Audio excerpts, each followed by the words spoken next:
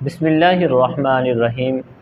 پہلا سوال ہے کہ کن اوقات میں نماز پڑھنا ناجائز ہے؟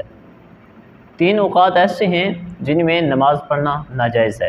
نمبر 1 سورج نکلتے وقت، نمبر 2 زوال کے وقت، نمبر 3 سورج غروب ہوتے وقت۔ ان 3 اوقات میں نماز پڑھنا ناجائز ہے، ممنوع ہے، اور اس کی ممانعت حدیث مبارکہ کے اندر ہے۔ حضرت عقبہ بن عامر رضی اللہ تعالی عنہ بیان فرماتے ہیں، نبی کریم صلی اللہ تعالی علیہ وسلم نے ہمیں 3 اوقات میں نماز پڑھنے سے منع فرمایا اور نماز جنازہ پڑھنے سے بھی منع فرمایا۔ وہ 3 اوقات یہ ہیں، فرمایا سورج نکلتے وقت، یہاں تک کہ سورج بالکل اچھی طریقے کے ساتھ نکل آئے تب نماز پڑھ سکتے ہیں۔ نمبر 2 زوال کے وقت، یہاں تک کہ سورج ڈھل جائے اس وقت نماز پڑھ سکتے ہیں۔